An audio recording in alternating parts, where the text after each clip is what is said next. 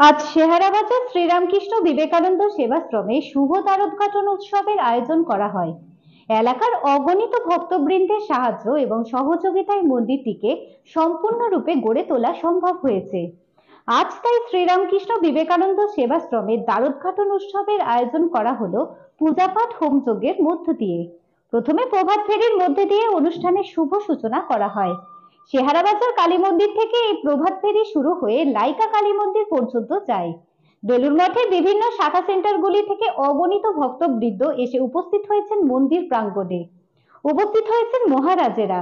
বেলুর মঠের সহ সংঘাধ্যক্ষ শ্রীমৎ স্বামী দেবানন্দজি মহারাজের হাত ধরে আজকে শুভ দ্বারোদ্ঘাটন করা হয় শেহারাবাজার শ্রীরামকৃষ্ণ বিবেকানন্দ সেবাশ্রমে।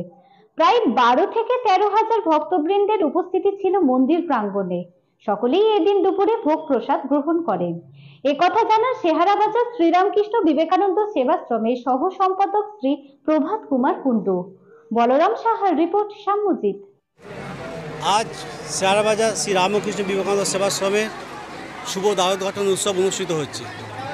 আজকে এলাকার অগণিত ভক্তর সাহায্যে এবং সহযোগিতায় এবং কিছু সহৃদয় ব্যক্তির সাহায্যে আজকে আমাদের এই মন্দির পূর্ণ প্রতিষ্ঠা পেয়েছে।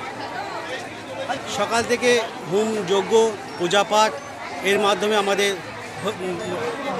অনুষ্ঠান শুরু হয়েছে এবং প্রভাত ফেরির মাধ্যমে আমাদের অনুষ্ঠানের সূচনা করা হয়েছে। এখান থেকে বেলুর মঠের বিভিন্ন শাখা সেন্টার থেকে অগণিত ভক্ত এবং মহারাজরা এখানে এসছেন এবং এখানে অনুষ্ঠান সূচনা করেছেন। এখানে আজকে আমাদের প্রায় 12 থেকে 13,000 মানুষের ভক্তের সমাগম হয়েছে এবং ওরা প্রত্যেকেই মায়ের প্রসাদ গ্রহণ করছে।